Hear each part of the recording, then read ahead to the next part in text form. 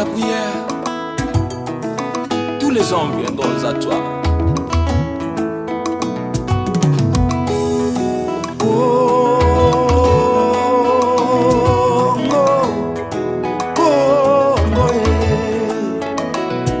Awato vandine Europe, mandoki manleli Bukavu. To vandine Amérique, mandoki masolela na Chikapa. Yeah, we are here, actually St. Andrews University is actually the northeast part of Scotland. We came here today, Tuesday the 24th of April, to attend a public conference on the Congo.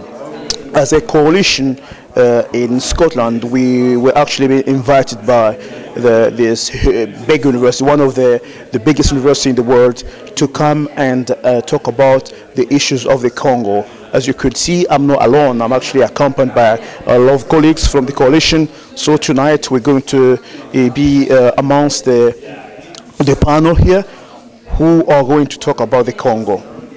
Thank you. Okay, thank you everyone for coming.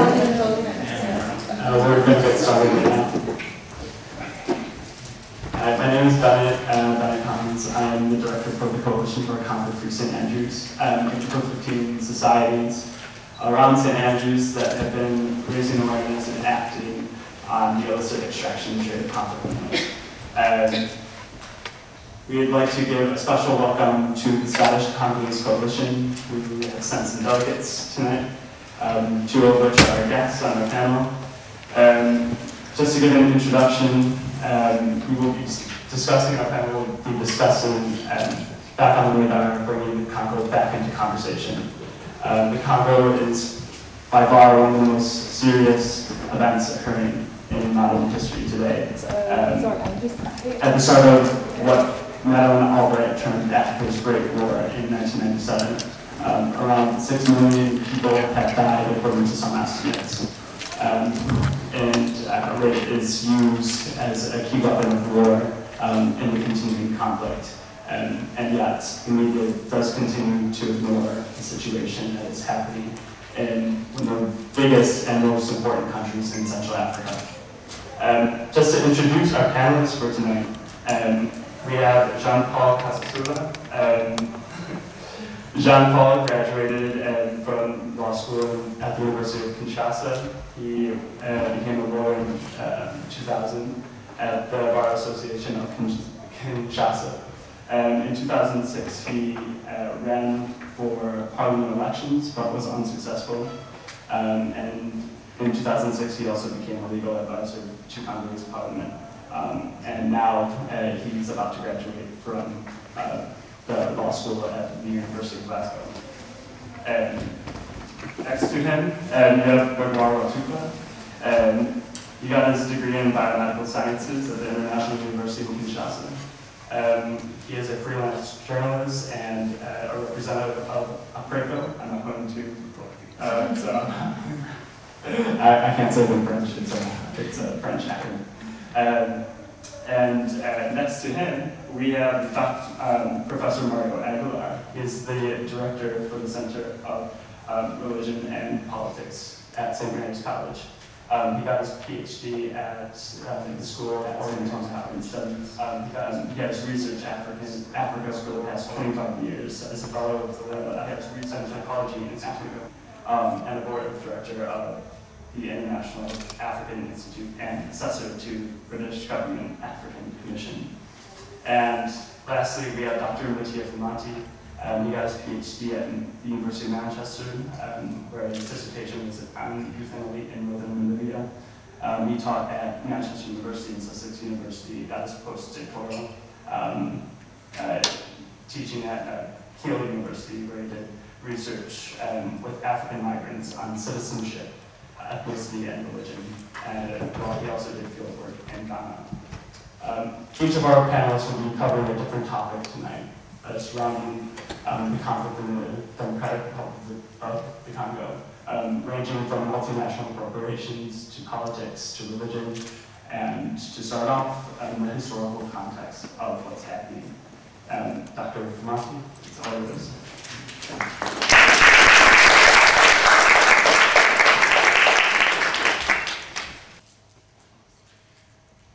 so I'm just going to run through a brief history of the Congo, and already this is an oxymoron. It's quite difficult to make a brief history of a place like the Congo. Nevertheless, I've only got 12 minutes, and so brief has to be. What's in history? I mean, why do we have to start with an historical background? Seems pretty obvious to a lot of people, but it needs to be expressed that we need to understand the current political and economic situation of the Congo. And we need to understand that in the long durée, that is from a historical moment to the next, coming from the pre-colonial to the different colonial moments and to the different post-colonial trajectories that the country has taken.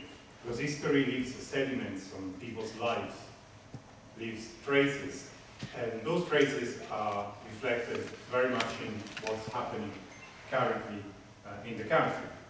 And this is true of Congo as it is of other places in the world.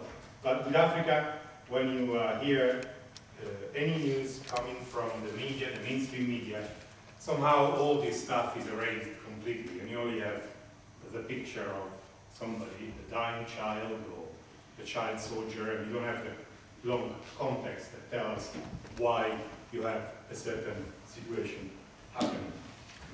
So this is kind of just a brief image of the map of Congo, which is this immensely vast country in Central Africa, and a country which is immensely rich, but unfortunately immensely rich in resources, and with a population who is extremely impoverished. Now I'm going to go briefly through the pre-colonial time, and again, in a country like this, it's difficult to pick up a pre-colonial moment because there are different histories to be told. And I'm going to look in particular at the Kingdom of the Congo. Kingdom of the Congo, because this is where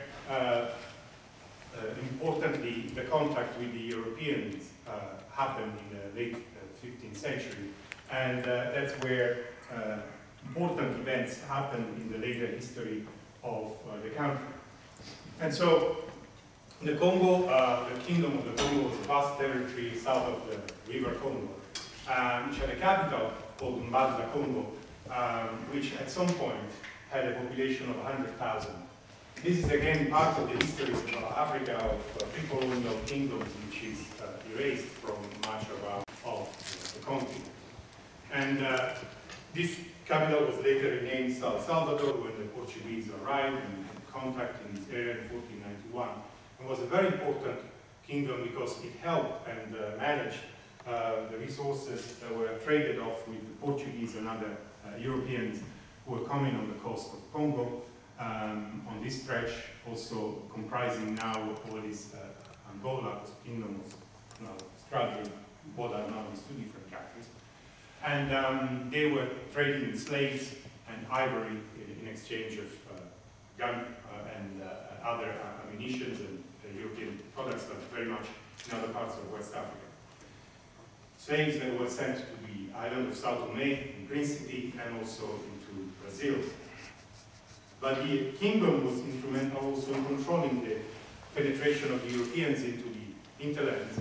And so for a number of centuries, the Portuguese remained pretty much on the coast, never went further. And these are some of the iconography that European brought back with them. And this is the European meeting the king of the Congo. It's an old print.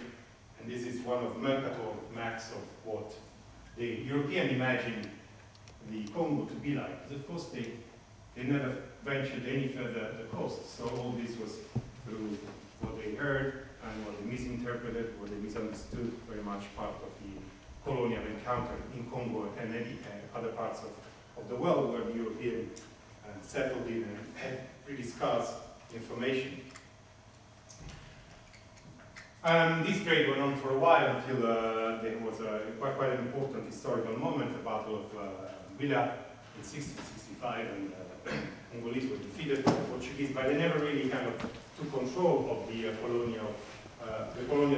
never really control of the interior. And so in 1693 they sent a second expedition and really didn't succeeded very much.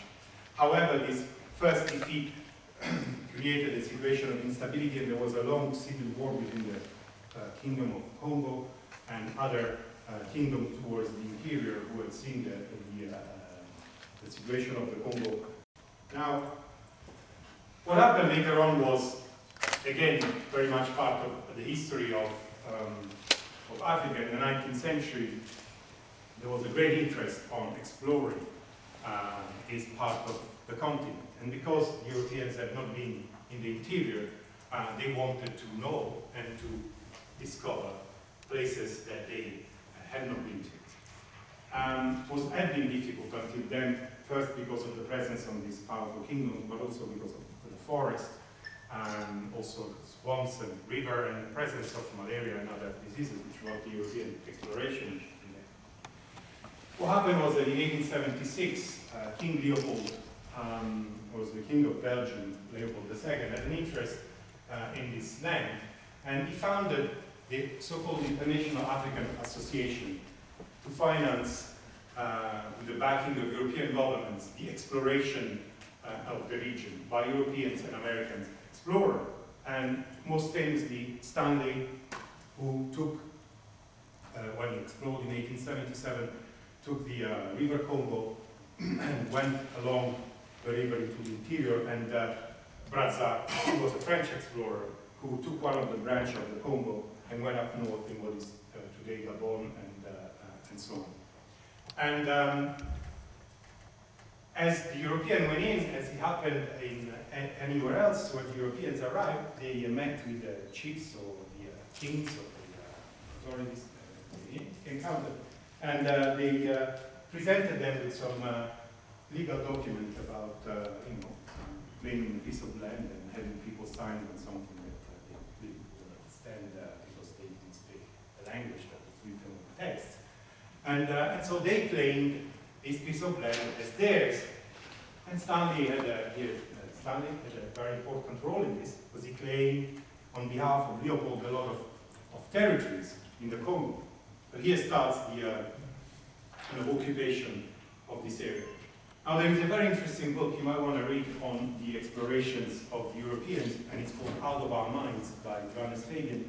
It's a very interesting book because it shows how, contrary to what the Europeans were trying to portray in terms of talking about their explorations as being scientific, they were most of the time out of their minds, either because they were taking heavy quinine for the malaria, or they were drinking heavily, or most of the time they were just enjoying themselves in a number of activities rather than conducting so-called scientific exploration. So it debunks a lot of the myths of the European explorer, this lone, heroic figure going out there in Africa and having to deal with this life. But the great importance of this exploration was that for the Congo, or that it led to the formation of the Congo, what Congo Free State. And in 1884, as some of you know, remember, was this important conference in Berlin, which was organized by Bismarck, and all European powers sat at this table, and they split Africa and they scrambled for it, and they looked, I want this piece of land, and drawing the lines, as you look at the maps of Africa, it's very neat distinctions of places. And the Congo Free State was the piece of land that Europeans decided that was the land to be claimed for Leopold. And so it became a private property of the King of Belgium. It wasn't Belgium, it was of King Leopold. And the rule that King Leopold put into this territory was brutal, tyrannical, to the extreme, and we will see some pictures later on of what the so-called army of the Congo Free State was exacting on the local population. And all this to amass a fortune in timber, in ivory, and most importantly in rubber. the industry was demanding the use of rubber in Europe, and so they went in and destroyed vast tract of land and started intensive cultivation of rubber, and they needed a lot of manual labor. And this manual labor was taken on forcefully. So they called it forced labor, but in fact was very much like slavery. And so entire villages were depopulated of people were killed if they refused to participate in this forced labor. And the other interesting thing is that at this moment, there is a creation in Congo of two areas of economic influence. One area under the control of King Leopold directly, known as the Domaine de la Couronne, so the domain of the crown, and the other area was this private domain, of the Domaine Privé, which was the area that Leopold had given in concession to European and American multinational corporations to start their own plundering of a certain part of the Congo. So you see there is a history there that goes a while back. This is a cartoon of King Leopold as a snake, you know, embracing like the snake in the Iliad, Lagos, the priest Troy, and here is what was happening. One of the methods by which people were forced to collaborate was when they refused to work, people had to have their hands hacked off. And so they brutally mutilated thousands, hundreds of thousands of people, and this is one of the pictures. And this is another picture of people who were working for the colonials, who were going around villages, and so you can see they're holding hands to show how good they were. And this is another instrument of that period, known as la chicotte, which was a famous whip, which was very, very hard, and which would really take off layers of skin and of people, and when people were whipped, and a lot of people would be whipped. What happened was that somehow, somewhere, a journalist who was actually working in one of the trade offices of a company in Liverpool, a guy by the name of Morel, was interested because he became interested in Congo because he was working there and he was realizing that these sheep were coming from Congo full of rubber, and they were going back full of weapons and guns that the British were selling to the Free State, for the militia of the Free State. He wondered, why is this happening? So he went to Congo and investigated the situation, and he saw the extent of the brutality of Leopold rule, which led to a widespread condemnation at international level. You know, Conrad, Heart of Darkness, a famous book about that story. Also, Mark Twain wrote a book, and Roger Casman, which was the Casman, which was an Englishman who was the consul in 1905. They all wrote letters, and this thing went up at the international level until the Belgians had to send a commission of inquiry, went in and saw that the situation was so bad.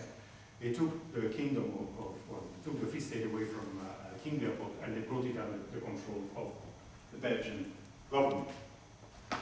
Though the situation ameliorated a little bit, clearly under colonialism there is so much that the Europeans would do for the local people.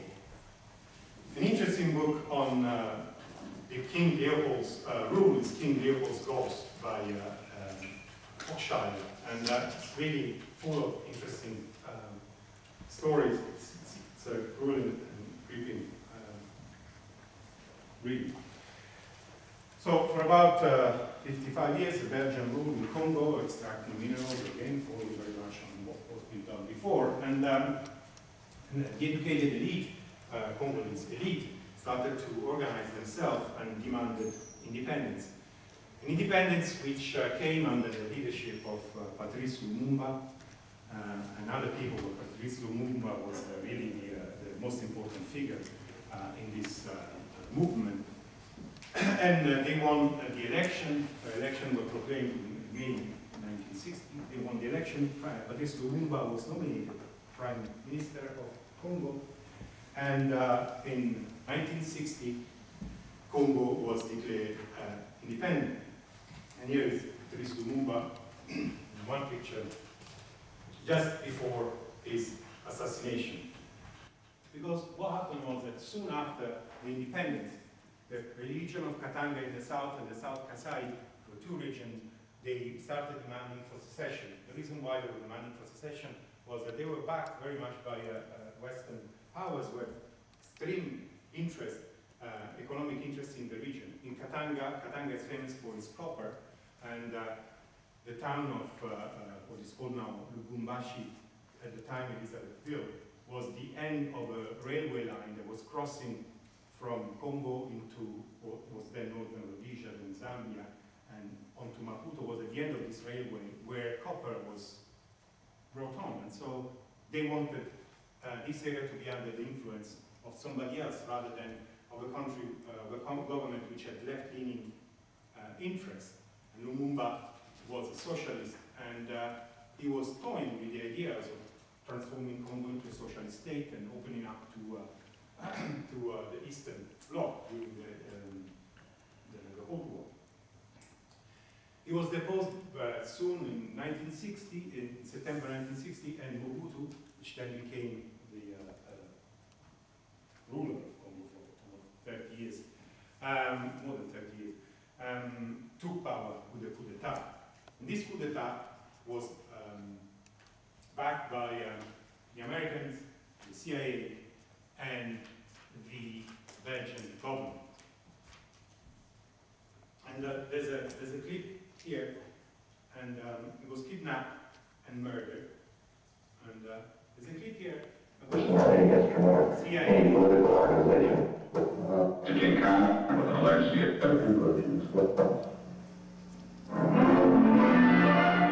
Patrice Lumumba comes back to Leopoldville a prisoner. The former Congo figure, who was captured when he fled inland, no longer wears the tuft of whiskers on his chin that helped to identify him. His arrest provoked several clashes between Lumumba followers and Congolese army troops. But Congo's strongman, Colonel Joseph Mobutu, shown as he watches Lumumba arrive, says he is prepared to put down any uprising. Mobutu enjoys the sight of Lumumba being tied up more firmly for transfer to the garrison town of Teesville. A soldier tries to stuff into Lumumba's mouth a crumpled speech asserting his claim to power. The former figure shows no emotion. It may be the end of a chapter, but not yet the end of the Congo story.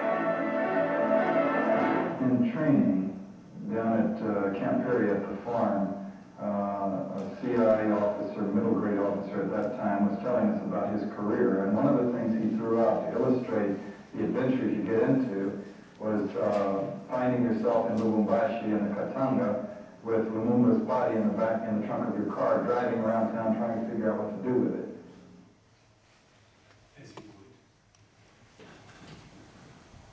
Other great book, The Assassination of Lumumba by Louis Delite, which kind of brought out all these stories and the role of the Belgians and the role of the CIA. Mobutu took power and turned the country into pretty much kind of a private property in many ways. He amassed great wealth through corruption and what Congo, or Zaire later on, when we renamed the country, was kind of seen as a kind of kleptocratic government. He had support from the USA and various multinational corporations to keep plundering and pillaging the country for its vast minerals. And so he turned the rule into a personality cult. And also, what was interesting was that at some point, he wanted to do away with the colonial history and change the name from Congo into Zaire, the name of the cities which were founded by the Belgians were renamed, and for example, Kinshasa was before, and Leopoldville, and Stanleyville, which is now Kisangani, Elizabethville, which is now Lubumbashi. So there was a process of Zairization of the country, which was supported in Congo and abroad, because it was seen as a way of regaining pride for the African identity and African culture, to use African names, which had also quite an important impact in the African diaspora in the civil rights movements. That's been seen as kind of a positive thing, despite the situations in which the country was in. Let's there's a clip there. I don't think I have time, but you can watch it. It's an interview in French to Mobutu, interview done in the 1970s by two journalists who were questioning him about the situation of the country, and he was trying to bring forth a certain political view.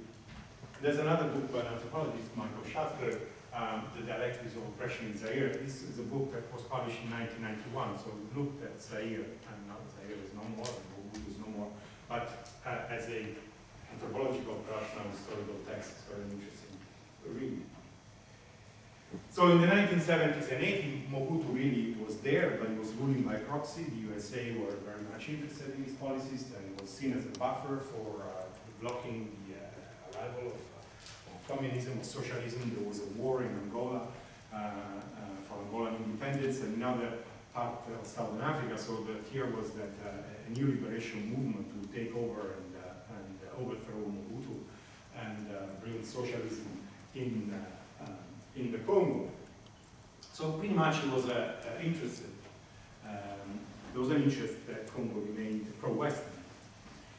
And but at the end of the 1980s, with the end of the Cold War era, then there was a need, no need anymore for Mobutu. There was no need anymore for Congo, only on the economical level. So the situation kind of started deteriorating. There was a lot of demonstration back then. The student in Kinshasa rised up in 1991.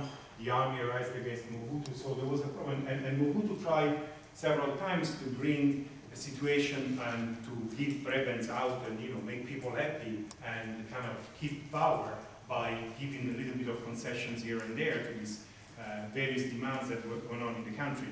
And famously in the 1990s, he proclaimed as a kind of a national policy, the policy of débrouillez-vous, which means fend for yourself. So pretty much everybody started fending for themselves, like he had done and the people around him had done before. In 1997, Mobutu left the country, fled the country when Laurent Désiré Kabila, rebel groups backed by the Rwandan and the Ugandan army entered Kinshasa and ended Mobutu's regime.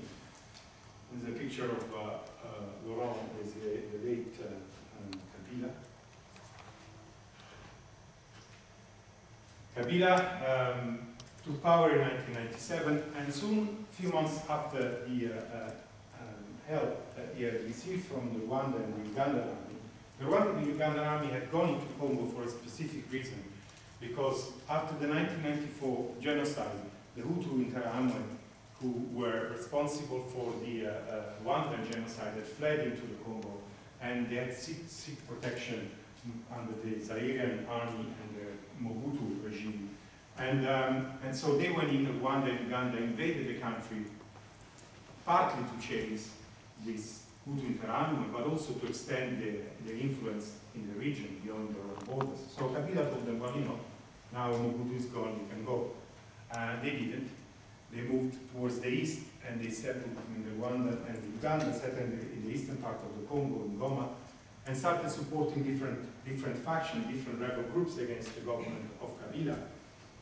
The Rwandan backed the RDC, the Rassemblement Congolais pour la Démocratie, and the Ugandan were for the MDC, or Mouvement pour la Libération du Congo, of Jean-Pierre Bemba. And in 1998, a conflict ensued. And in this conflict, which is known as the First Congo War, Angola, Zimbabwe, and Namibia came in aid of Kabila, and the troops of Uganda and Rwanda were on the other side with these different groups. The war lasted until 1991. These are images from the First Congo War.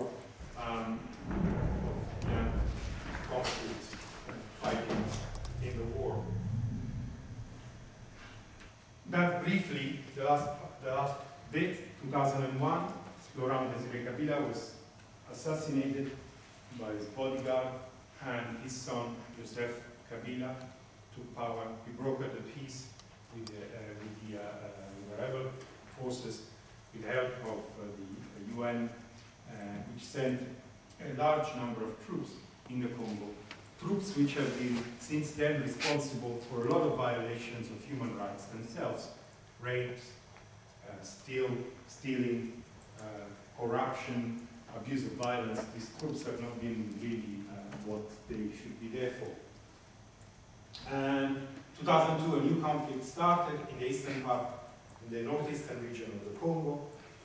There was another peace brokered until the 2006 election, which were the first democratic election held in Congo since independence in 1960. And Kabila won this election. Jean-Pierre Bemba contested the election, saying there had been rigged. Clashes ensued in Kinshasa between the supporters of Kabila and the supporters of Jean-Pierre Bemba. For about 3 days, there were street battle, and a number of people died. The elections were held again, and Kabila won again. This brought a kind of a fragile peace in the eastern region of the Congo, where violence continued and still continued in the Kivu region with different groups, smaller groups of rebels, which assert their control in certain areas. And once again, this is an area of incredible interest for people who are interested in extracting minerals. And so these groups are backed by different investors now and again because they can access mines in the region without having to go through a central government and pay royalties or taxes for proper mining in the area.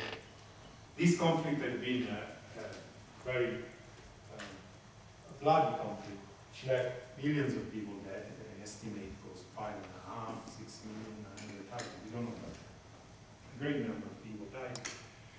There's an estimated 200,000 women have been raped since the beginning of the conflict, and rape is used again as a tool for war by going into your enemy's village, you rape them, you break the morale of the men, the fighters. So women have been at the center of a lot of terrible things that have happened in the region. Millions of refugees and continuous fighting. Now I leave you with well, that's here, Joseph Kabila, current president of the Congo, although the last elections have been contested, I'm sure we will hear more about the current situation. This is some reading of the history of the Congo. If you want to go stuff that you might you'll find in the library. Thornton work on the Kingdom of Congo and Gondola, the history of Congo in the book. Very nice ethnography on Kinshasa, Tales of the Invisible City. There's some films, some documentaries. Due to our 10 minutes, it's a documentary about women boxers fighting for some amateur clubs in Kinshasa, training in the big stadium of Kinshasa. And there's another documentary that kind of brings the atmosphere of Zaire of the 1970s, When We Were Kings. It's a documentary about the famous fight between Muhammad Ali and George Foreman, also known as the Rambo, in the jungle. This film, the last film, Lumo, is about women who have been raped and suffer from fistulas. And it's quite a powerful film as well. So this is my introduction on the history of Congo. And I leave you to my other colleagues and speakers. Thank you.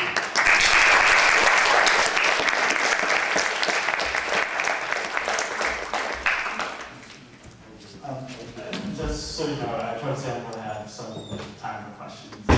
And Jean-Paul, do you?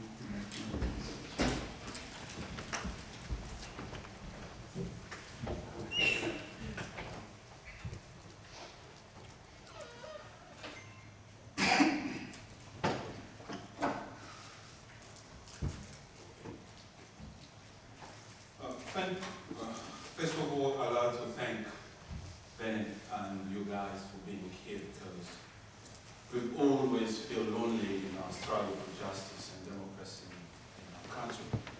And when we know that there are people here who are concerned and interested in what is going on in the Congo, we feel really, really happy to know that there are people on board who can come. So thank you very much for coming today and being interested in what is going on in the Congo. I'm going to talk about the recent election which took place on the 28th of November 2012. There were presidential and parliamentary elections, but I'll focus much more on the presidential election because these were very, very important for us. This is the Congo. Professor Mata brilliantly brought a picture of the country. It's a very large country at the center of Africa. This country is the second largest country in Africa after Algeria. It has roughly half the size of Western Europe, and it has 60 million people. So it's a very large country it's largely underpopulated. It has a lot of resources, as much as no one can imagine.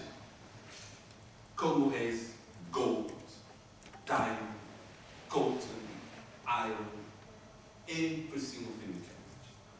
We have the second largest rainforest, tropical rainforest in the world, after the Amazon. So it's a country, in terms of potential, is one of the richest countries on earth.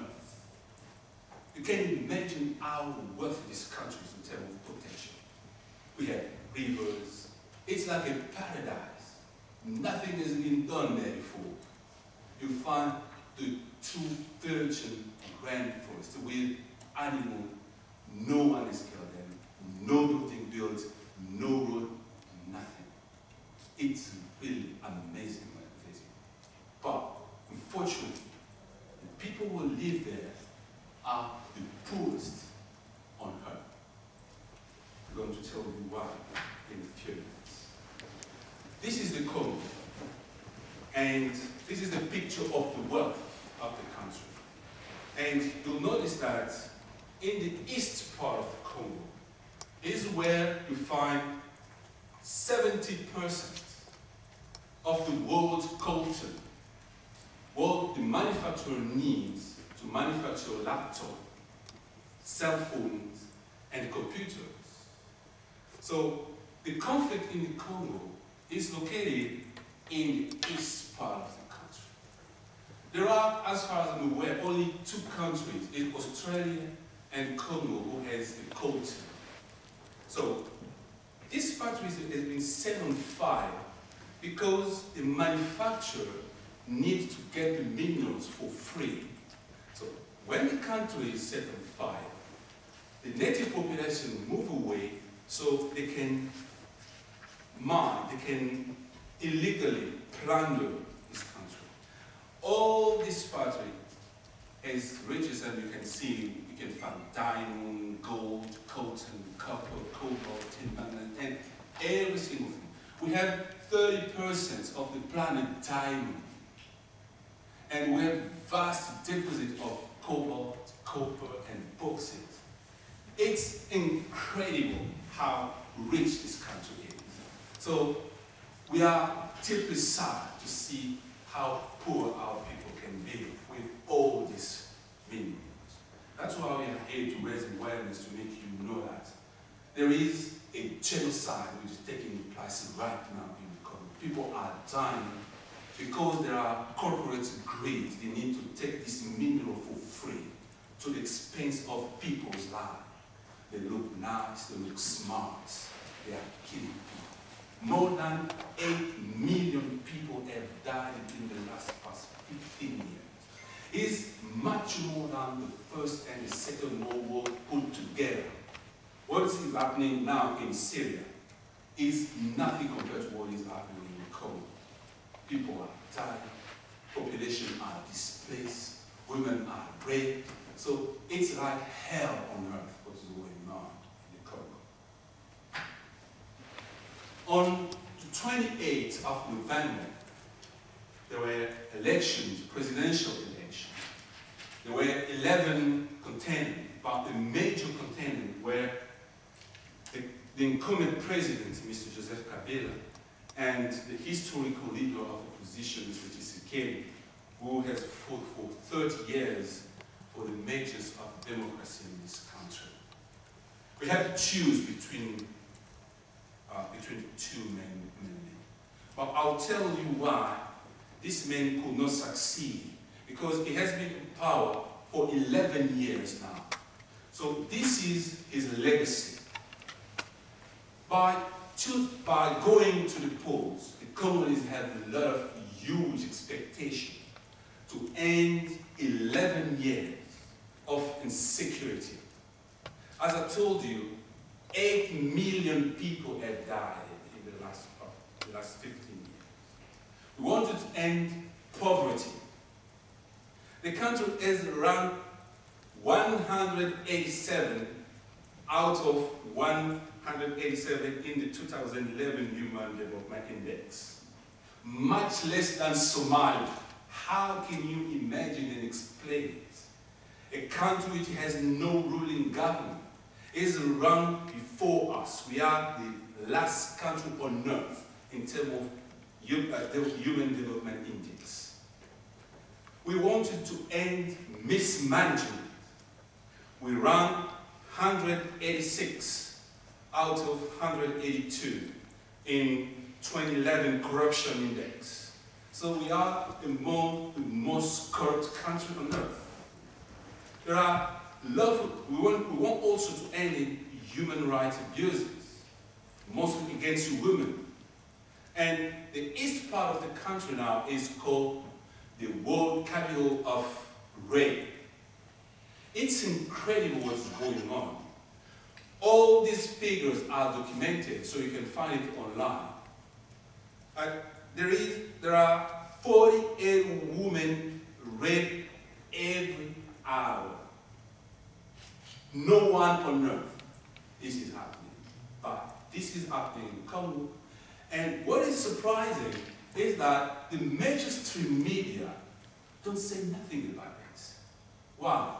My dear friend Gregoire will try to explain to you the link which exists between major corporations and mainstream media and Western politicians. They have close link to keep people ignorant. They don't want people to know what is going on there because they are taking advantage of this. We want also to end starvation. Congo is among the 4 most hungry countries on earth. There are 4 countries and Congo is among them. Congo is a country where you don't need anything to make seeds grow. It's like a paradise. You don't need anything. The rain is there every day. We have sun. We don't need nothing. Just put it there and it's fine. So how in a country like this, people can starve? So we wanted, in going to the polls on the 28th of November, to end all this, which is represented by the current president, Joseph Kabila. In 11 years in power, he has brought the country down. He has done nothing for our country, for our people. So we wanted him to move away and to give a new future and hope for our people. But unfortunately, on the 9th of December, the National Electoral Commission proclaimed Mr. Joseph Kabila the winner with 49% against a historical the opposition leader who has 32%. But this doesn't reflect the true story of the election. There have been reports. Major organizations have issued reports on the Congolese elections. The most important are the reports of the Congolese Catholic Church. the Carter Center and the EU Commission report, both agree that these elections were not credible. These elections were rigged. So Kabila has not been re-elected by our people. But this is what happened in the day the elections were announced. The country was on fire and under military siege. It was like a war. They deployed heavy tanks. They deployed heavy weapons against the population. You can't imagine what happened. Here you used to see police on a motorbike.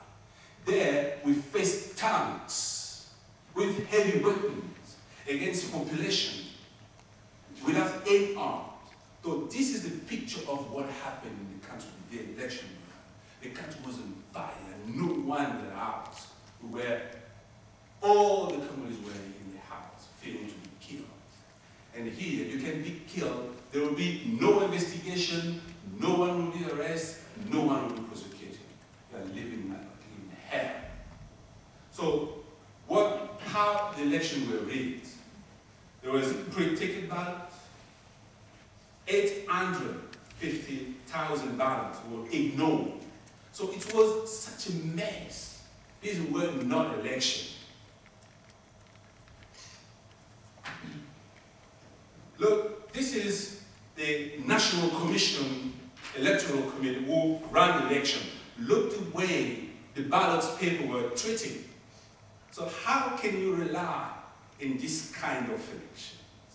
These are ballot papers, what Congolese have voted.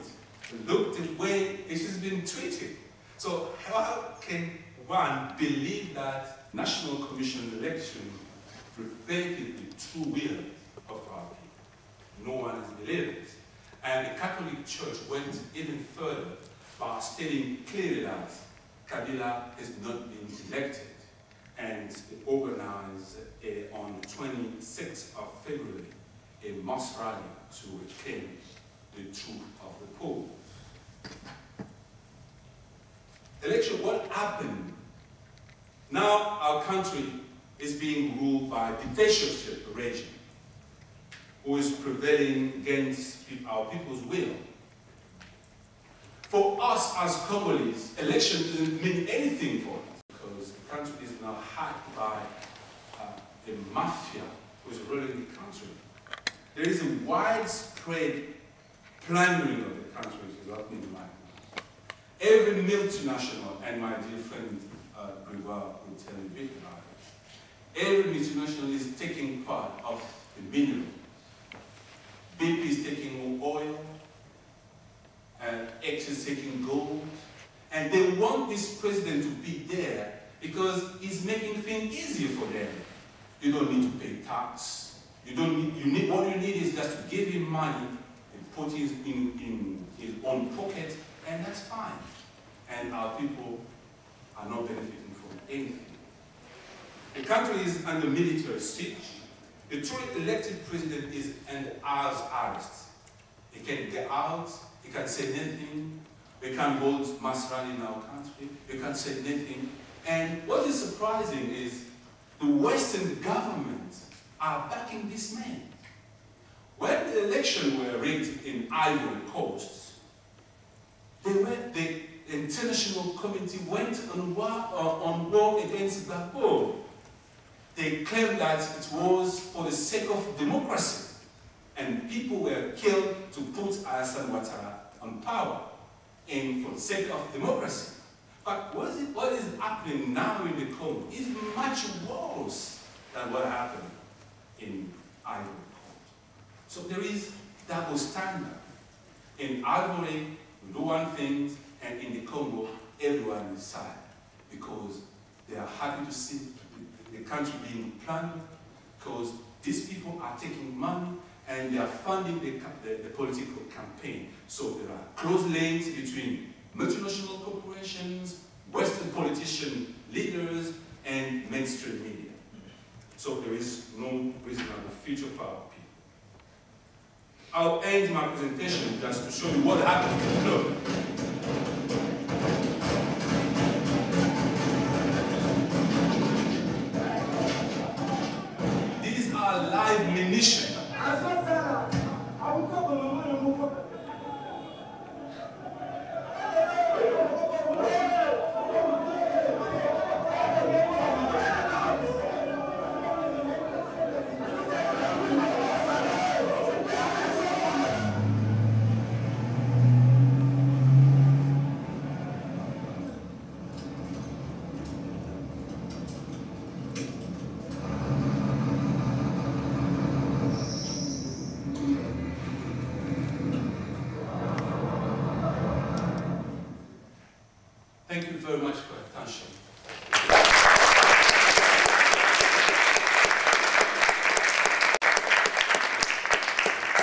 I'd like to introduce Gregoire.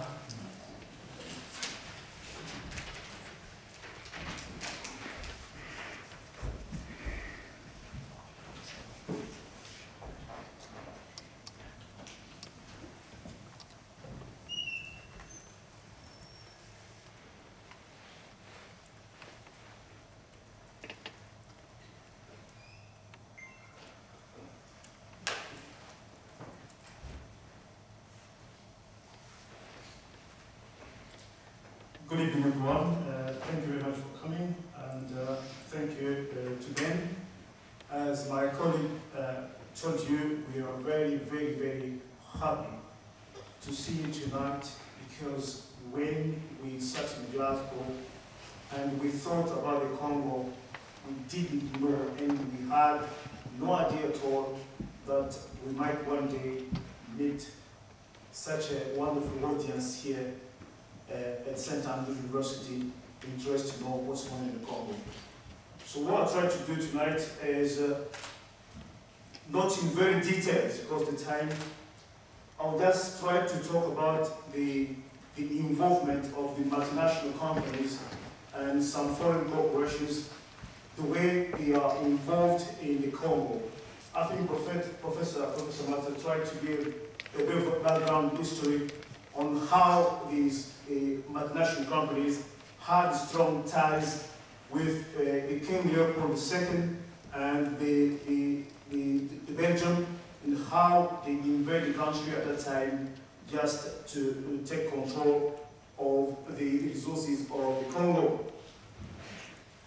As I just mentioned there, can you imagine here in Scotland, for instance, the company like Shell or ExxonMobil, they just turn up in the North Sea, and with no respect at all to the rules or the regulation of the British government, and they start exploiting that oil without any respect to human rights or whatsoever.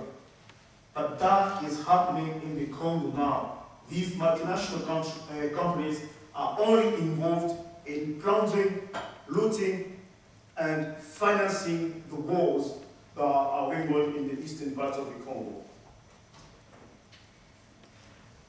But let's find out what actually attracts these multinational companies in the Congo. As my predecessors say, Congo is very rich in especially modern strategic minerals like coltan, like copper, like cobalt, uranium. And you remember in Manhattan Project, I don't know if most people know this, it was the uranium from the Shinkolobo mining concession from the Congo that the bomb, the Hiroshima bomb, you remember how Japan was invaded or bombed by the USA. The uranium from the Congo, that's the one that was used in Manhattan Project to build this bomb in Manhattan Project. So Congo is also got diamonds, it's got coltan, niobium, cassiterite. So all these minerals, they really attract these foreign corporations to come and plunder them and smuggle them to the neighboring countries. And that because of attraction for these companies to come to the Congo, Congo is no state.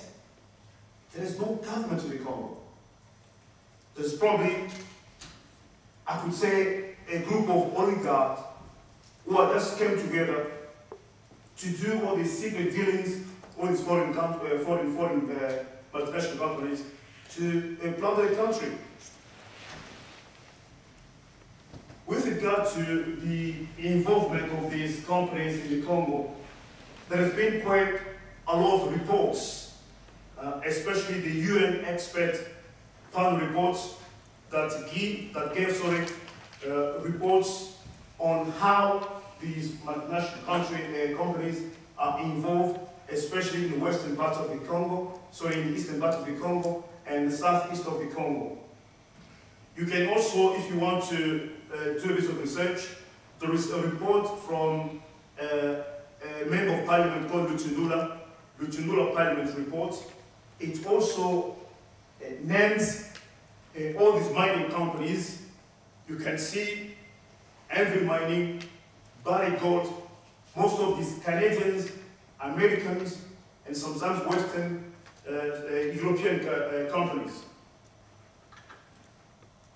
Quite recently, there was a report from a British MP called Eric Joyce. I think he used to be a Labour MP. I think he's now independent.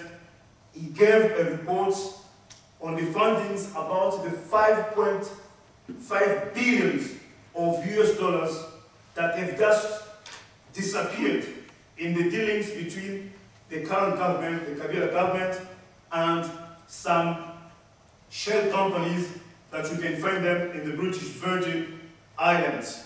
And mostly these companies, they are really unknown to the public. And one of the owners of these companies is the Israeli Dan Gertler, a close friend of the current president of the Congo, Joseph Kabila.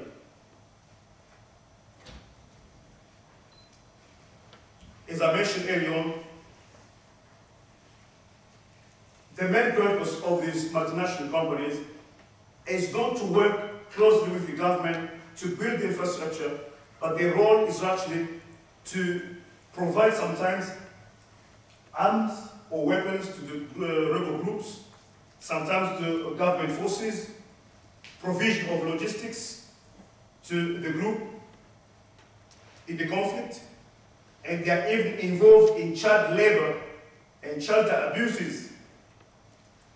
Sometimes there are cases of expropriation of lands, destruction of villages and habitats, and they're even involved in smuggling minerals and money laundering and even illegal currency transactions.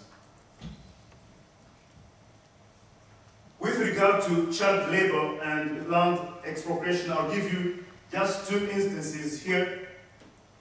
The team of a Swiss channel, RTS, and the BBC, they recently witnessed in the southeast of the Congo that the company, the Swiss company called Glencore, is actually involved in buying minerals from miners, from the children, sometimes aged 10 years old in the mine, which is absolutely incredible.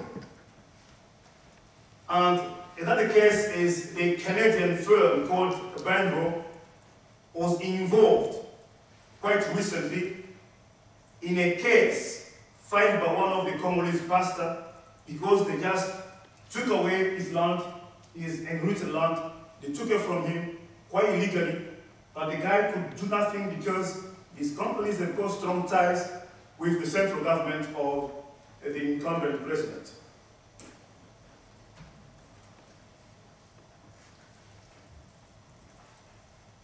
Let me give you just a moment to talk about the coltan, because the coltan, even though the Congo is rich in other minerals, but the coltan now, we could call it sometimes the curse for the Congo. It's not a blessing, but a curse, because the coltan is very, very famous in modern technology, like in electronics, in aeronautics, and sometimes in nuclear. And the Congo, as my colleague said, might have probably 64 or 70% of the world reserve of coltan. And who are the beneficiaries of this illegal exploitation? Mostly they are neighboring countries like Rwanda, Uganda, and Burundi. And during the conflict, it has been found that Rwanda made a profit of 280 million US dollars profit from the coltan, even though Rwanda doesn't have any coltan under the soil, which is quite amazing. And who's actually another beneficiary of this illegal exploitation? It's mostly European, American, and Asian, especially China, who are really, really involved in this exploitation. These are just examples of some foreign companies. You can see there are so many, but according to the UN reports, the Germany's AC AC Stock and IPCOs, the Belgians, Traxxas and George Forest International. George Forest, since the independence of the Congo, is really involved in the illegal exploitation of the natural resources of the Congo. You can also see the Chinese Nixia and the USA Cobalt Corporation. You can see the list of the USA firms there. There are quite a lot of them involved in the exploitation of the coltan in the Congo. Just to be short, what should be done just to make an end to this chaos that's actually ongoing in the Congo? I think we should listen to what the Congolese people are saying. That's the most important thing, because now you could hear countless reports all over the world, but all these reports are sometimes biased because people don't actually listen to what the Congolese people are giving like proposals or prescriptions. What Congolese people need is good governance. There should be state. There should be somebody responsible in Congo to deal with these companies to make an end to their illegal exploitation. And we should also mobilize ourselves in a global support for the Congolese people. As we do tonight, I'm very thankful because we didn't expect this. It's very important. And also, we should be involved in a global movement to support the Congolese people, to help them. As my colleague said, we didn't know that the Congolese people can turn around and ask for some help. We are helpless. Please help us. And we should also learn about the issues on the Congo. You could do your research online.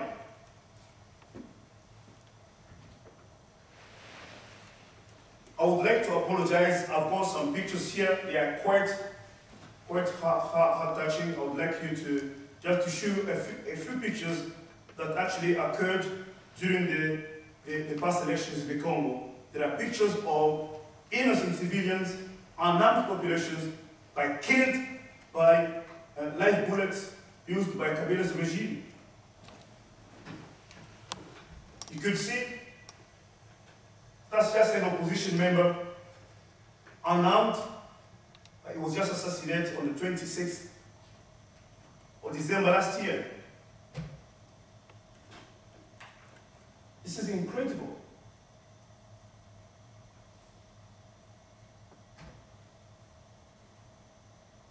And those guys there are the Republican Guards, Kabila's militia. They've been shooting on the population. You could see more people, they are actually unarmed. But they are killing on live bullets on them. That's because they just expressed their support to the opposition leader. Opposition members of the UDPS shot dead in the head. Just they want to cast the ballot. That's Kabila's militia, the so-called Republican Guards.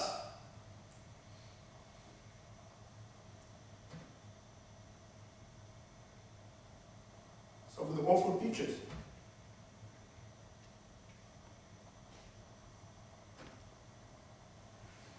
Thank you very much for your attention. Thank you.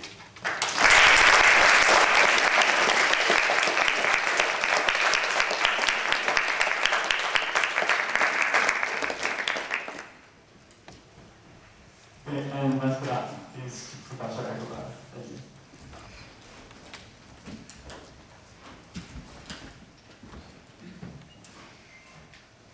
Let me spend a few minutes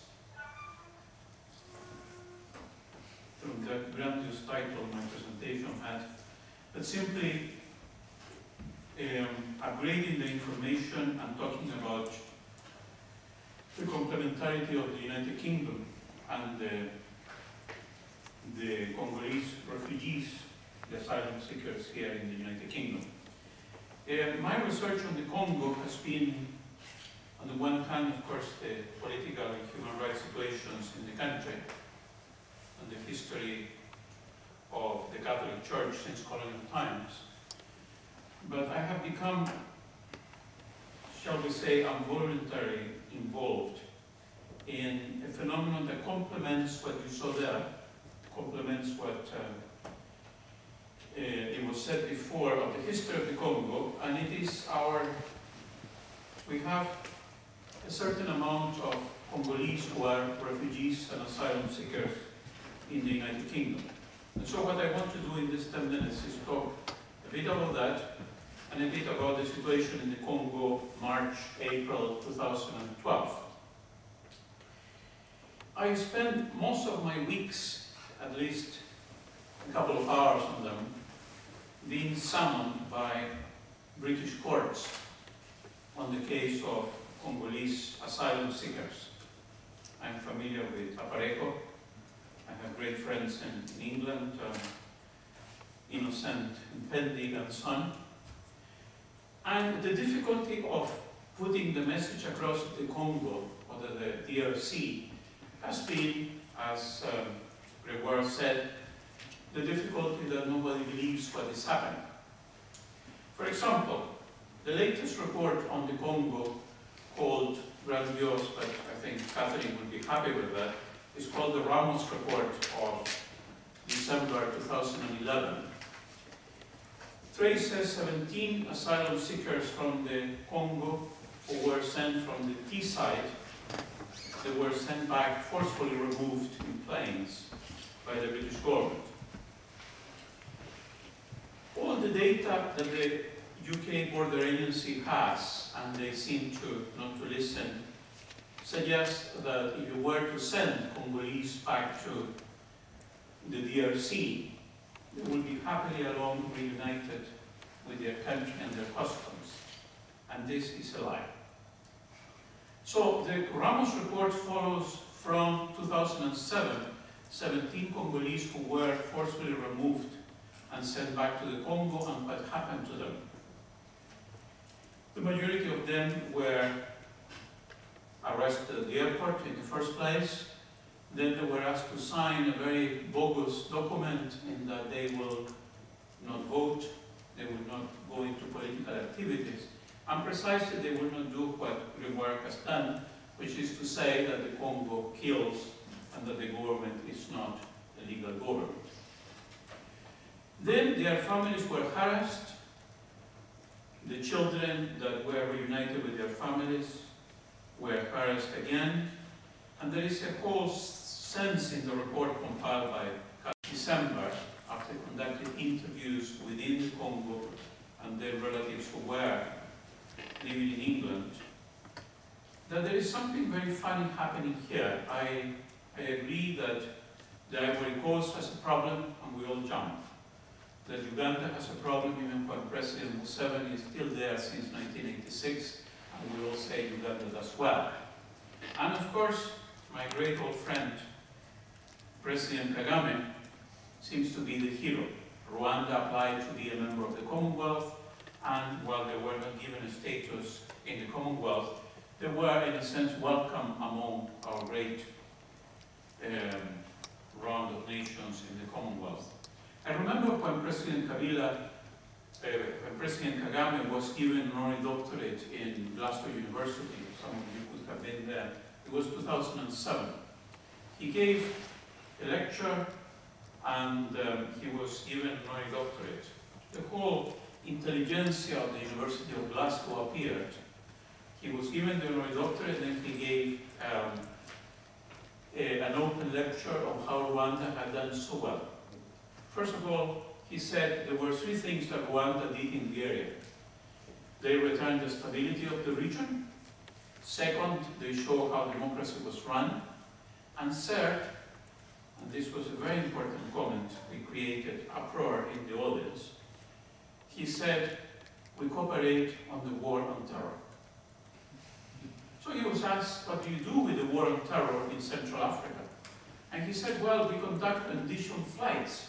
He was naive enough to say this. So there are Congolese terrorists who are trying to destabilize the region and in connection with international forces that fight on terror, including Museveni and his security forces, which are fighting Islamist terrorists, then we put them in plane and send them somewhere else. And of course, the NGOs, I'm not too sure there were Congolese at the audience, but certainly the NGOs from Britain asked President Kagame, are you really lying about what you are saying? So what I want to say tonight is simply, the Congo is a very nice place. I fully agree. Nature-wise, wonderful people, if you visit and so on. But it seems that our standards are not double, they seem to be triple standards. First is Uganda, second Rwanda, and then the Congo seems to be an awful place. So, well, how we stand at the moment with the Congo in relation to the British government, and this is where I think, being an evening like this, I cannot do scholarship without political activism, it's not me. I was once a refugee myself, so I needed to be given shelter somewhere. Is the fact that the pressure needs to be put on the Foreign Office and the Home Office, on the atrocities that go on within the Congo. It is very clear that there are players very important there. The Catholic Church on one way, simply because the Catholic Church broke with the colonial past. And certainly they are offering passage sometimes to asylum seekers and so on. Those students of mine in first year or honors studied the writings of Francois Cabasel-Lombala, the Congolese priest who is still there, bringing refugees across the border, and so forth. But it seems to be in every possible book within Britain that the Congo is a mess, that the Congolese are responsible for this, and the saddest thing is all the reports suggest in the official establishment that the Congo doesn't have a solution. I find this very appalling. If you think that Rwanda, after the killing of almost 1 million people, could, in one way or another, revive as a nation, and is revered as one of the greatest examples by the British government, I think there is hope in the Congo. But that's why I say, the report of Catherine Ramos in December 2012 says very clearly, if you send an asylum seeker from the Congo back, that person will suffer abuses to his person and his family. It is very, very clear. Now, the reports of March 2012 suggest that there is a slight change in the British courts. I was giving expert witness or testimony, or whatever it's called, in 3 Congolese cases in March. 2 of them were APARECO, and APARECO is something, being the most important movement of opposition to Kabila in Europe. It is taken as a movement that lies, according to the British government, that is telling lies. However, there were 2 cases that came about in the courts, one in Luton and the other one that was in Glasgow. And suddenly we turned over to the suggestion for the first time that maybe the Congo has a hopeful solution, and that maybe having refugees from the Congo who study here, who think matters in a different way, will maybe prepare the way for democracy in the Congo. So my message is very clear. There is clear evidence on atrocities and problems in the Congo from December 2011 to March 2012. These are very serious reports, done particularly by lawyers who took the time to go to the Congo and interview relatives of refugees and so on, and then interview people within the communities.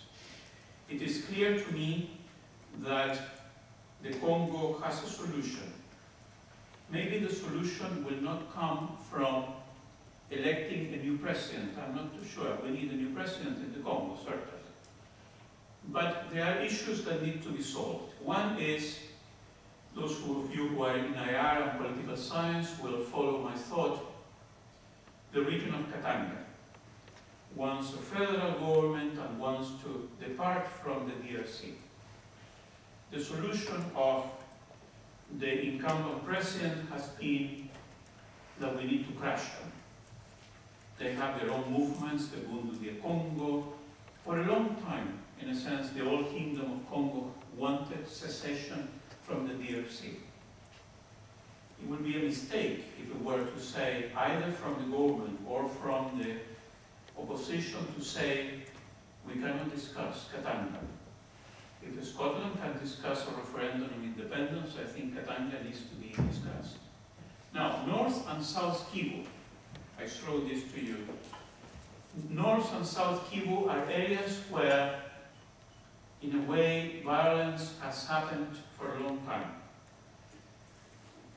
President Kagame was naive to suggest that if we were to occupy North and South Kivu in the eastern region, then problems would be solved. That's where your resources go out. The problem of South Kivu and the Banyamulenge need to be discussed as well. Then the South. What happens with the borders, then the southern borders of the DRC. So my final suggestion to this is a real problem that has a solution. But I'm very surprised with the speakers as well that nobody has called for an international conference on the DRC. In a sense, to avoid any of these problems from within and from without, are to suggest that maybe there is not a solution. But the solution is clear. You need to discuss each one of those ethnic borders, ethnic problems, the same as you have discussed with other countries. I would hope that you avoid me having to do more work in the future by putting pressure on the British government and suggesting that the human rights violations in the Congo are real, that this country has an obligation under the international conventions to accept refugees when they are in danger, and third, that we need much more research within Chatham House and within the universities on the Congo, which seems to be a forbidden subject. So, karibuni, thanks very much.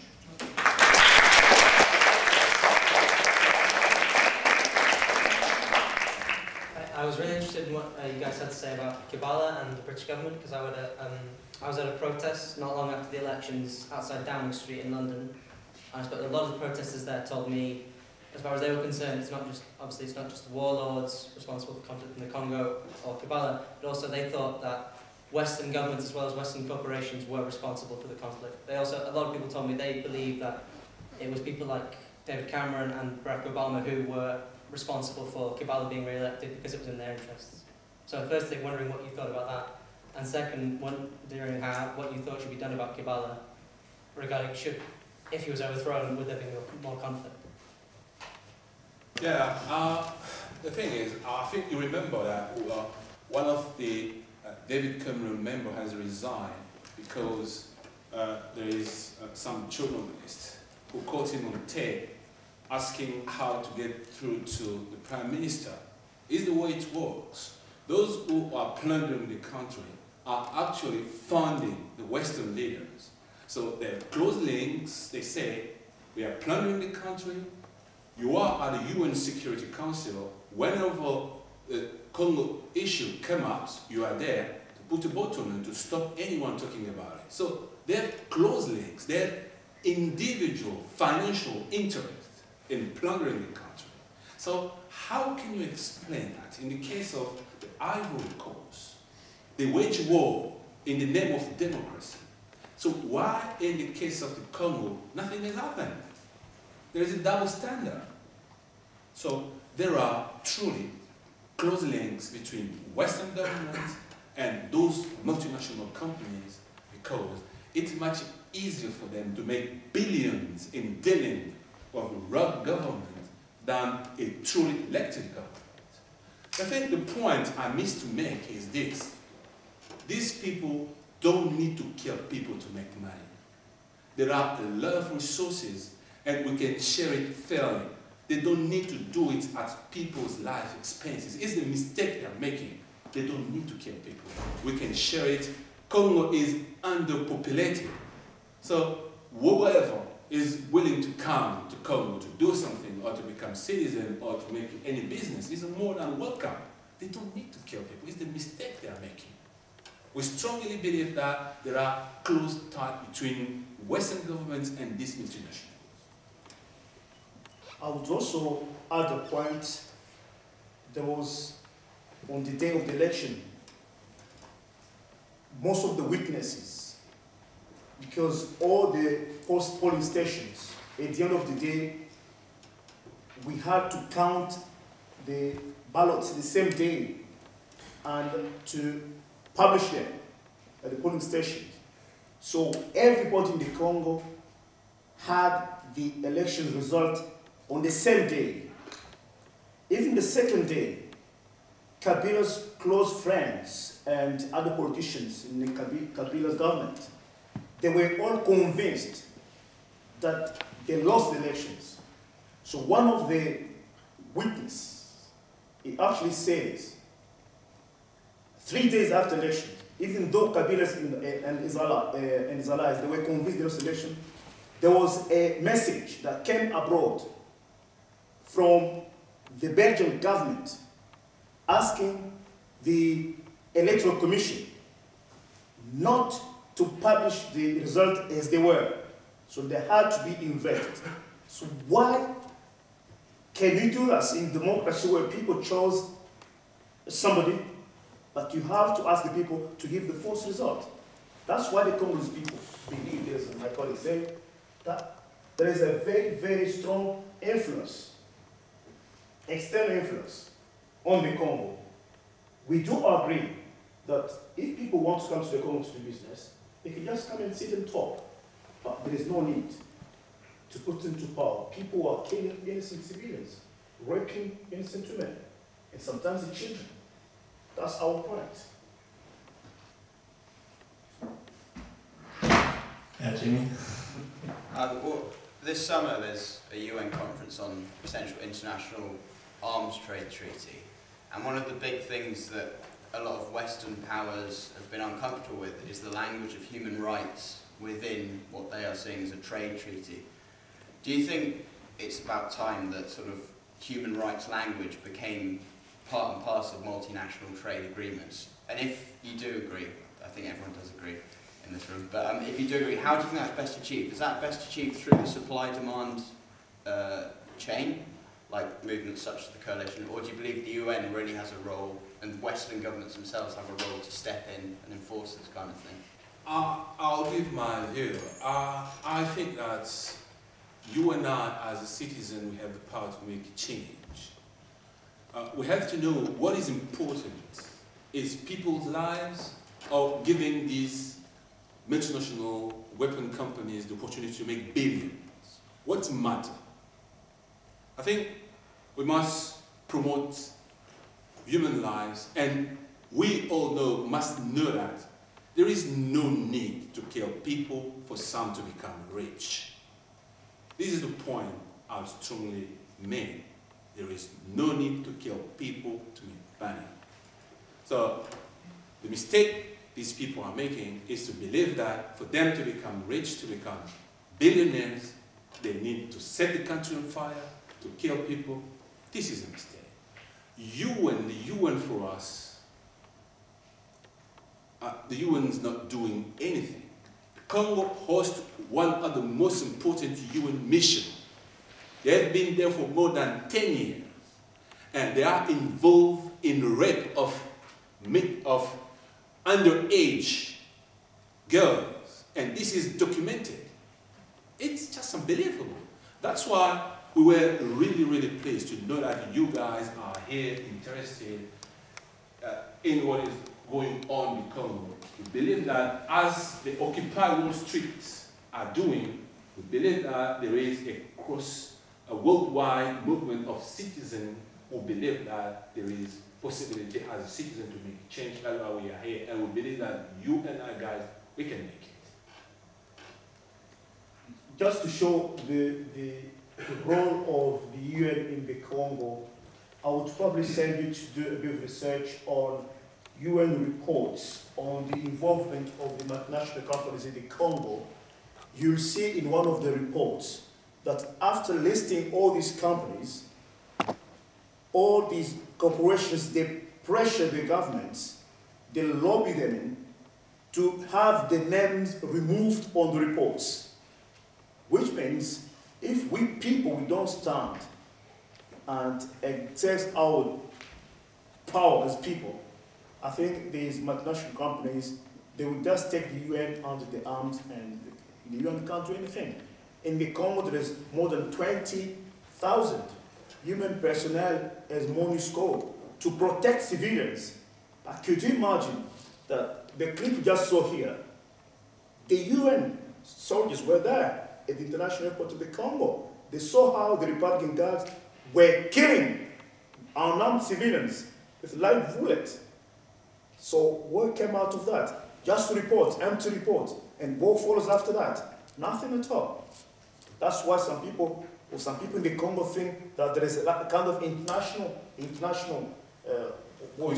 conspiracy against the Congo. Either we need the Congo empty without the Congolese, which is absolutely absurd, or we need the Congo with the Congolese people.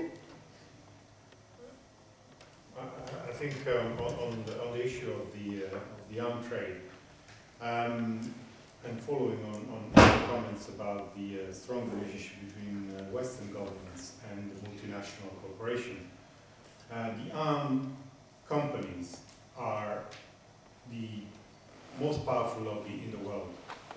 They're even more powerful than the oil lobby. They work together, they've got interest with the governments. What's happening in Congo is terrible. What's happening in Mexico also is terrible. There is a war against drugs going on. It's been going on for 10 years.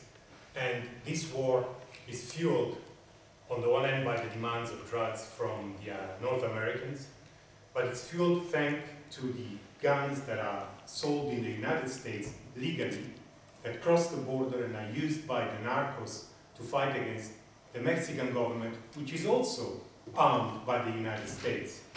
And nobody does anything about it, and nobody says a word of this. I mean, there are 16,000 people died in Mexico last year, much more than how many people died in Iraq in the last 4 years, or how many people died in Afghanistan in the same period. So there is clearly a need to disentangle these powerful lobbies with the Western government. The truth is that when you want to be elected, you need a lot of money.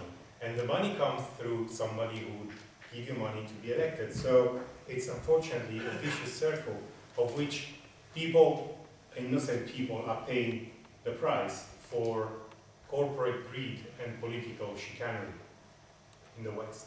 And as you said, what it is appalling. It's how people can go about their daily lives.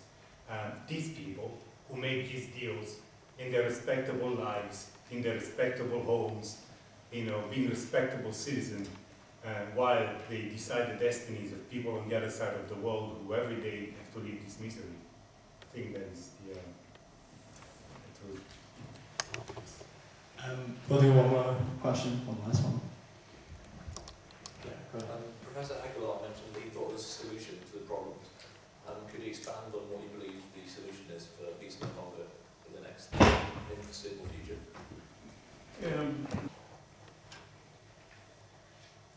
The years of striving in the whole region suggest that it wasn't only in 1999 or 2001 when other African countries entered the Congo and got involved. You carry, first of all, in order to have solutions, you need to isolate the problems. I put it in this area of our own countries. Until you decided what the problems were in Northern Ireland, they could not be peace agreements or something. It happened. I always say to the British government, for example, in conferences or committees, they say, well, they have been killing themselves for years. That happened in Northern Ireland. You couldn't do it. The major problem is the allegiance between different countries. But political scientists and politicians look at the closest solution. I am with you. We need a new president. But if only you were to change the president, the problems will continue. So you need a democratic sense But you don't need to bring Iraq or Afghanistan as democracies. You need to let the Congolese decide what they want to do. You need then a very strong message to Rwanda, Burundi, and Uganda. These are the three countries, even when Burundi is seen as a minor player, but they're all connected. They are connected ethnically since colonial times, and in post-independence they are absolutely connected. Museveni, the president since 1986, Uganda, the preferred country in the region by the British Empire and then by the British colonies. Uganda cannot do badly at any time, even when they are in turmoil. President Museveni is directly related by a family, by ethnicity, and by the help that he got to get into power from the RPF of Rwanda. The RPF having been all trained in the Ugandan army, and President Kagame had been involved as a commanding officer in saving Museveni many times from other ethnic groups. So there is a direct connection there. But in the image of the international community, Uganda and Rwanda are doing very well. One detail, the last big conference on international relations or political things was the problem of Libya and the Arab Spring that was called by the British government. That happened in London last year.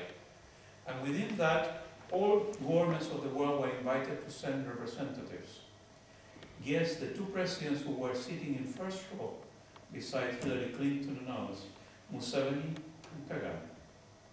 They weren't there. They were VIPs. They are clever, because while, for example, Kabila does not appear anywhere because he could lose power, Kagame and Museveni appeared absolutely everywhere, every international conference. They will be here for the Olympics. They will be there supporting the British government. So I'm not saying the British government does badly because they want to. There is so much history there. But then you go to the other side. So you have two things to solve. The problems of regions of the DRC. And the problem of regions of any African country, Latin American or Asian country, or the United Kingdom now, is that you want to solve the problem by not discussing possible secessions. You don't want parts of the United Kingdom to leave. Well, that will not go away. Neither Quebec, nor Scotland, nor Trento in Italy, they all have arrangements which are different. So here is where I differ sometimes with the political exile movement of the DRC.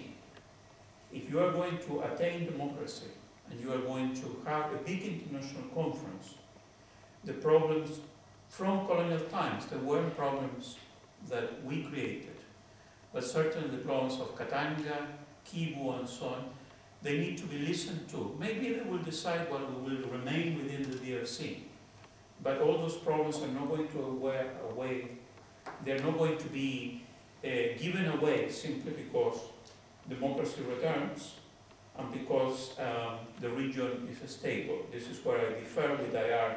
Sometimes they're very simplistic. You have a colonial history, and the colonial history of suppression of ethnicities. So you need to ask those people, are you committed to the DRC? If you are not, well, okay, leave Katanga to be. They will have to find their donors and their resources and whatever. But you can see the problem is a bit larger than the president. The president needs to be removed. But more knowledge about the Congo is needed. I'm very surprised, and I will be the first one to, if I write a letter to a British government, I will say Chatham House, which is the thinking tank of the British government, needs to have many more resources on the Congo. The relation between all these countries need to be assessed. And within that, all the parties need to come together with the commitment to that. The problem is, once again, another problem is happening now. The Lord Resistance Army, of course, is coming into the Congo and is killing and raping. And of course, they're coming from Uganda, so therefore nobody's going to say anything. And 2 years ago, President Kagame sends 1,000 men into the Eastern Congo to sterilize Congo. I don't know how that can be accepted. And actually nobody said anything. The British government, the French government, the Belgians suggested that maybe it would be good to put a bit of order in South Kivu when the soldiers were rising. So my solution, which is probably very naive to people involved in one or two of the others, is that the countries in Africa or other places which have succeeded, including Northern Ireland within the United Kingdom, in some peace, is because they haven't avoided the discussion of problems as much as solutions. So they have invited all the parties involved, and they have suggested what could be done. The Somali have been in London many, many times. The last conference on Somali, again, with all the international donors and so on, yes, President Kagame and President Museveni were in the first row as well, helping to solve Somalia. And so therefore the solution is problematizing more the Central Africa as a region. And within that, as soon as possible, having the removal of the President of the Congo. But if you were to remove the President of the Congo, I have the feeling, I was discussing with this young man, a student of ours, there will be another Congolese who will take over power and will stay another 20 years. And so you need to bring people together for them. Yeah, well, we'll do one more question on this one. Would the other panelists agree that a separation, for example, from Katanga would solve problems, or not? Like, what do you think about it? The question was if Katanga is separated, would that cause problems? Yeah, I could just jump on and just give my view. That's probably where, as the professor said, we will differ from our current point of view. In the Congo, there is no such a tribal or regional problem for the secession. It's mostly a politically motivated problem. Even when the professor mentioned about the Banyamulenge in the eastern part of the Congo, could you imagine the Congo is got more than 400 tribes, and there is no minority tribe. Everybody in the Congo has got the land. So that Banyamulenge or secession problem is politically motivated. That's why the Congolese people think that the solution to our problem is not tribal, it's not secession, it's the Congolese people to come together to put into place good governance, good laws. That's where the Congo will be stable. For instance, Mobutu was in power for 32 years. We never heard about Banyamulenge, because Banyamulenge, maybe some people might not know, Banyamulenge were the Rwandese refugees who fled Rwanda years ago, and they settled in the eastern part of the Congo. But why the Banyamulenge are used by Rwanda, Burundi, Uganda as a problem to invade the country, which is very, very complicated, because there are no other tribes who asked secession. Why only Banyamulenge? That problem, from my point of view, is actually politically motivated. I very much agree with my dear friend Gregoire. We don't have such a problem in the Congo. This is my personal belief. As a doctor, in order to provide the right medicine, you have to find out the illness. What's the real problem in the Congo? The real problem in the Congo is not about secession. We are the victim of corporate greed. This is the problem of the Congo. You may all today split the country in 20 parts. This will not solve the problem. You have to identify the right problem and provide the right solution. Congo is now, as we feel it, an international colony where everyone can come in, take whatever they want, do whatever they think. This is the true problem. Once you solve it, you allow the Congolese to elect their own president, to set up rules, and everything will be fine. We don't need even, I may be stupid, some may think, compared to what we have, we don't need IMF. We don't need anyone to help us. What we need is just a working government and everything will be solved. We didn't even need to pay taxes because the country is underpopulated. 60 million for a space like half Western Europe. We don't have enough people. And we have all I told you. We have diamond, we have gold, and everything. So this is not a problem. Help us to fight against corporate greed, and everything will be fine. I'd like to really, from the bottom of my heart, to thank you guys for coming today. This really, really touched us because we felt really lonely in our struggle for justice. Thank you again. Thank you for our voiceless people. Thank you for coming today. Thank you very much. I think we can all agree, thank you for coming all this way to come and speak. It's really valuable to get different perspectives outside St. Andrews. Sorry, Doctor, did you want to say one more thing? Can I? Or Yeah, go ahead. I think very briefly, I have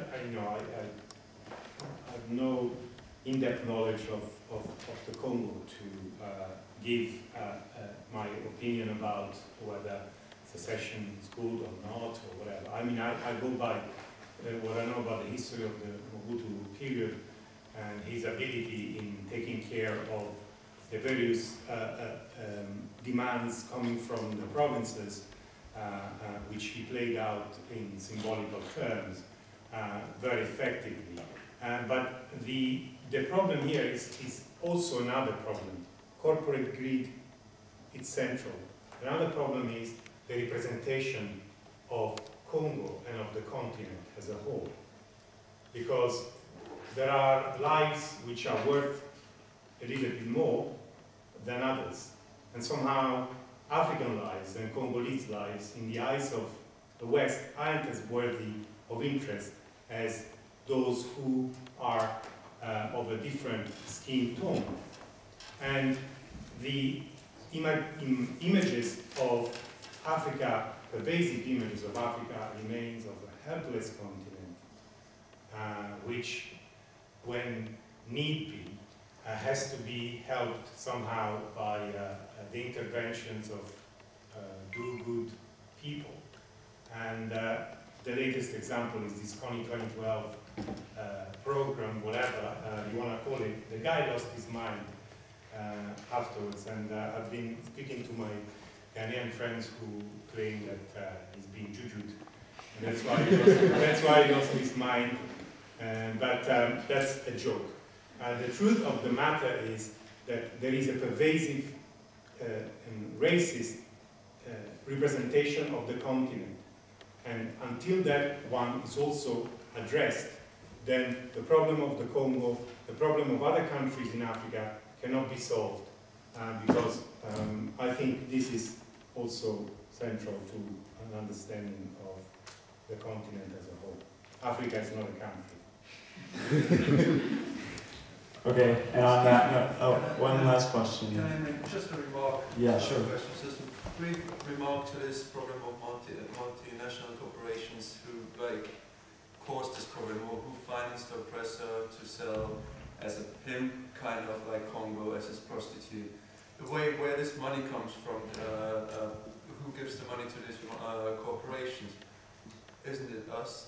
Isn't it like the ones who consume, who buy the stuff from these corporations, the ones who buy the devices in which all the materials and whatever coltan lies?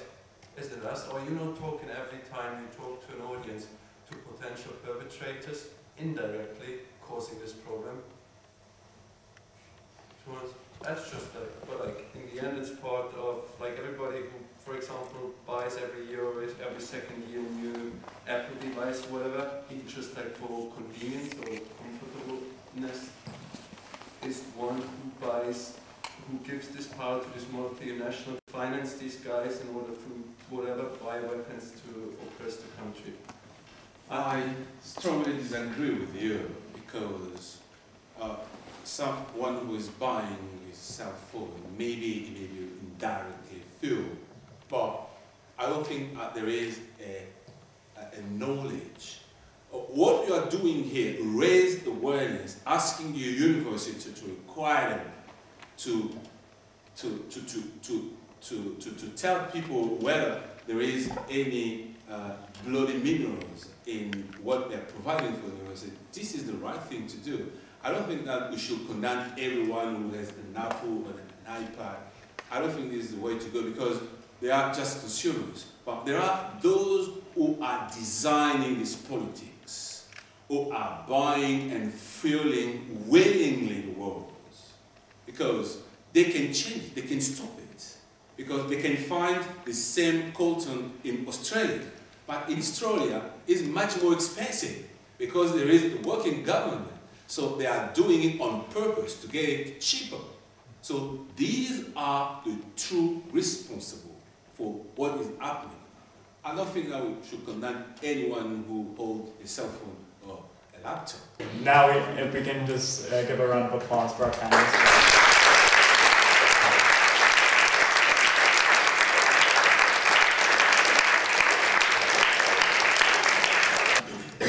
Just before you guys all scatter off, I know it's getting late and we overstayed our welcome with your patience.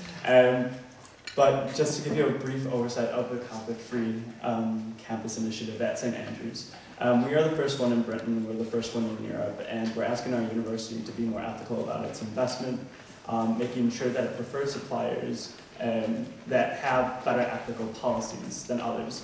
There are 98 other universities that are doing this in the United States and Canada, and we're trying to spread the initiative. If you'd like to get involved, please like our page, follow us on Twitter, find some way to contact us. You can grab my email after this. We have received support from all levels of people. We've met with the principal. We've contacted Rod Campbell, our MSP. We've met with Maine Campbell. We've got a recent statement of support from a member of European Parliament. So we are on a roll right now. So if you're interested in getting involved, let me know. Thank you all for coming.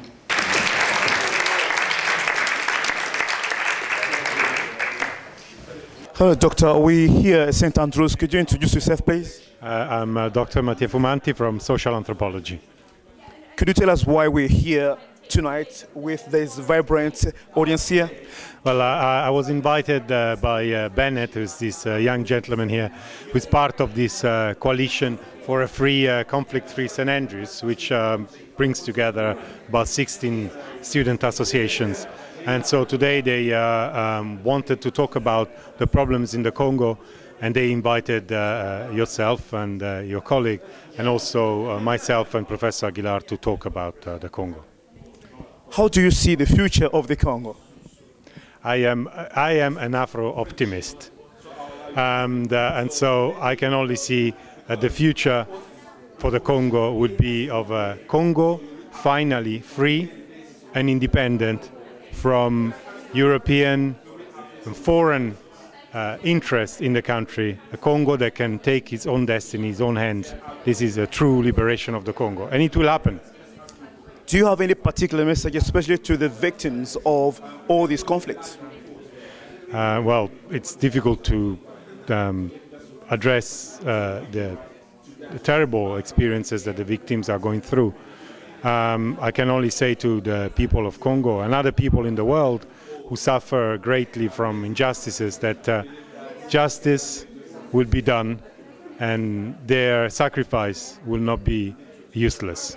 Thank you very much, Doctor. Thank you. Merci. We actually here at St. Andrews, a wonderful conference here. We're at the end, but we've got one of the most important students who came together here to support Congolese people. Can you introduce yourself, please? Sure. So my name is Tamara. I'm from the Czech Republic. I study at St. Andrews University. I've been very moved by this talk about Congo, and I'm actually fundraising for my 10K run. It's called Run for Congo Women. It's organized by Women for Men International, so I'm fundraising for that as well because I feel Congo is such a moving cause, and everybody should pay more attention to that. Do you have any particular message to the Congolese women who are actually raped back in the Congo? Do you have any particular message to them? I think they should stay united. They should stay very strong, and I'll do whatever I can to support them even further. Thank you very much.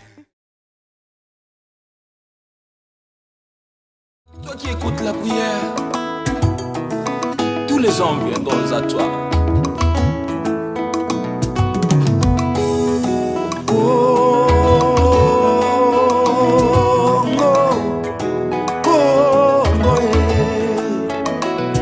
Awa tovandi na Europe, mandoki maleli Bukavu. Tovandi na Amérique, mandoki masolela na Chikapa. Tovandi na Asie, mandoki maleli Mbandaka. Gombe ezali Congo, Manyeme ezali Congo. Mbandaka ezali Congo Yesu, tosengi kimia na Congo.